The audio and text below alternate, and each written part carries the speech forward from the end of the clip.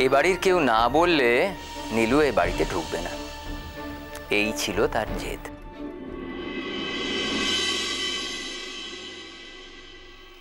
এবার আমি কি করি বলুন তো? অনেকক্ষণ ধরেই ভাবছিলাম বলবো বলবো, কিন্তু সেই স্কোপ তো পাচ্ছিলাম না।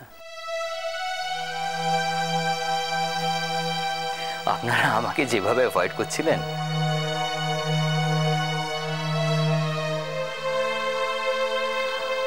বাড়িতে ঢুকছিল না আপনাদের মেয়ে,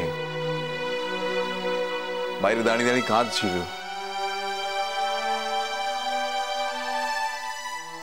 আমি জোর করে ধরে নিয়ে এলাম, তাই জন্যে ওকে বাড়িতে ঢোকাতে পেরেছি।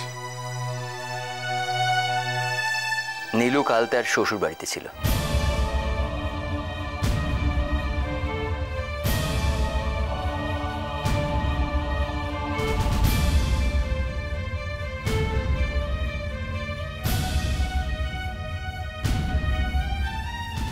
অর্থাৎ যে জন্য আপনারা আমাকে অ্যাভয়েড করতে চাইছিলেন তার তো আর দরকার নেই।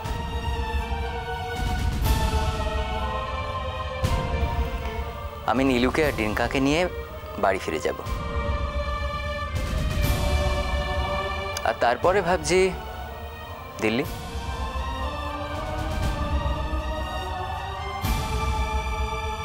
দাদা, আমরা কোনো স্বপ্ন টপ্ন দেখছি না তো?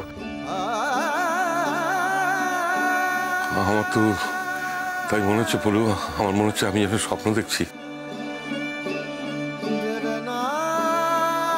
না বাবা, আপনি কোনো স্বপ্ন দেখছেন না। নীলু আর আমার মধ্যে যেটুকু ভুল বোঝাবুঝি ছিল পুরোটাই মিটে গেছে।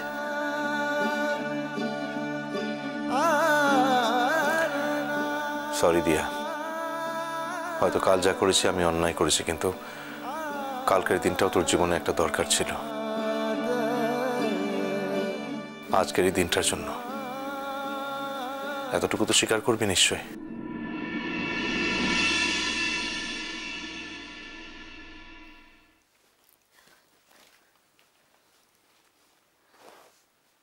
তুই কাঁদছিস কেন বোকা ছেলে? এমনি রে,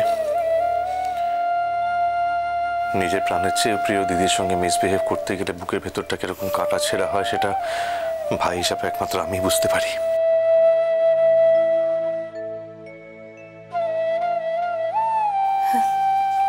তুই তো শুধু আমার ভাইয়া না, তুই এই সিচুয়েশনে আমার দাদার মতো কাজ করেছিস। তুই আমাকে শাসন করেছিস, তা না হলে তো আমি আমি আমি ঠিক মতো ফিরে আসতে পারতাম না।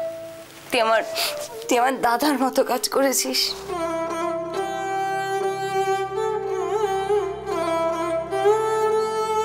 পড়ছি, আজ তোমার জন্যে নীলু তার সংসারটা ফিরে পেল উঠছে, আর আমি আমার বউ আর আমার বাচ্চা।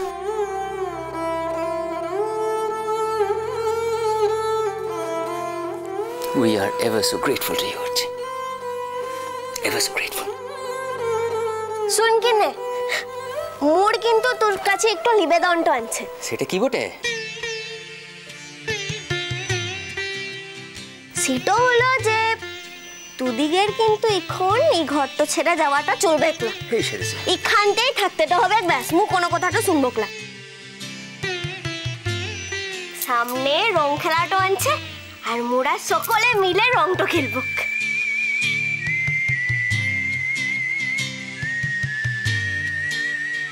না মানে বাহা, যাতায়াত তো করবোই। আচ্ছা তুমি তো জানো আমার একজন বৃদ্ধা মা আছেন, তার সঙ্গে তো থাকতে হবে। আচ্ছা ঠিক আছে, আমি একটা কথা তোমায় দিচ্ছি, এবারকার দোলের স্পন্সর আমি, মানে এবার দোলের সব খরচা আমার।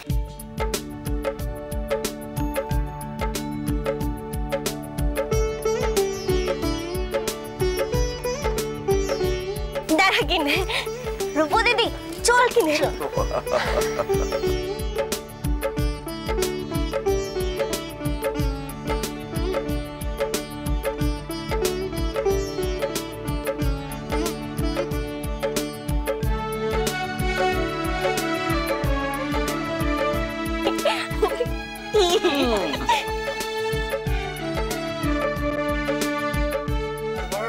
খেতে পারো না, বিশ্বাস কর।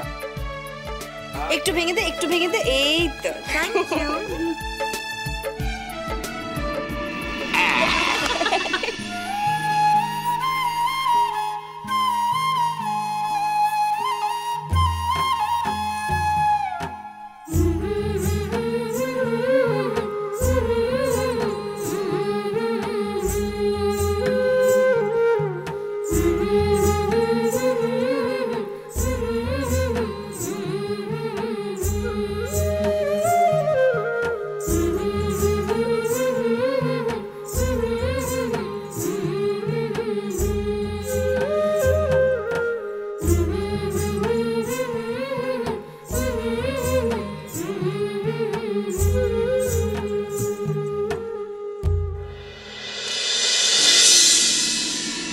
আমার স্বামীর এগেনস্টে আপনার এক্স্যাক্টলি কমপ্লেনটা কি সেটা আমি জানতে পারি কি? He is a fraud. আপনি জেনে শুনে একজন ফ্রডকে বিয়ে করেছেন। উনি বিদেশে কোনোদিনই থাকতেন না। উনি বেসিক্যালি হায়দ্রাবাদে বর্ন অ্যান্ড ব্রট আপ। পরবর্তীকালে মাঝে মাঝে অবশ্য উনি বিদেশে গেছেন, সেটা একটা মেয়ের চোখে ধুলো দেওয়ার জন্য। ওদের একজন বস আছে অভিষেক, যে ওদের ঠাঁই, আর সে বিদেশে থাকে।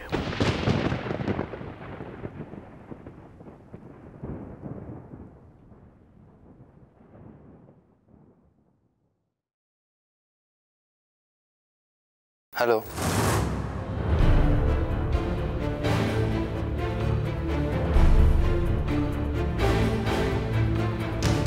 হতে পারে না,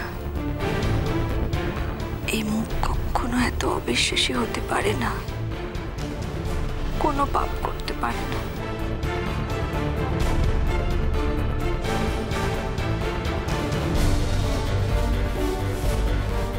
মেম সাহেবকে ডিপ্রেস দেখাচ্ছে কেন?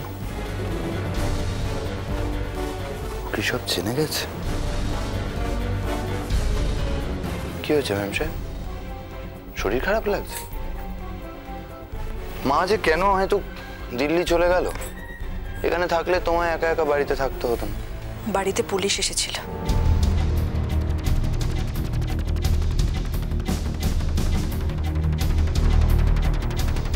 পুলিশ?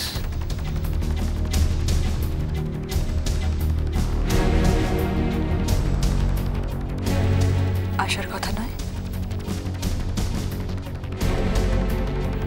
কেন এলো বুঝতে পারছি না তো।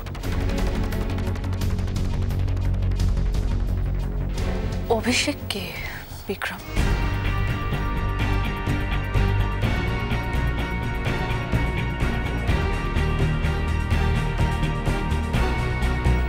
তুমি আমাকে সেদিন মিথ্যে বলেছিলে। তোমার আর একটা নাম অভিষেক নয়। এই নামে তুমি কাউকে চেনো? চেনো তো বটেই, কারণ তোমার ডায়েরিতে সেদিন আমি এই নামটাই দেখেছি। জল দেবে? জল তেষ্টা পেয়েছে।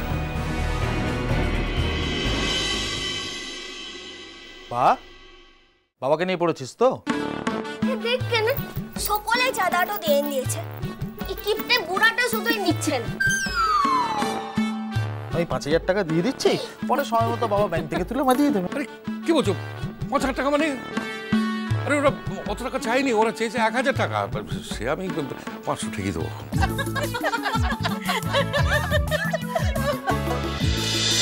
মিষ্টি কুটু মিষ্টি কুটু মিষ্টি কুটু।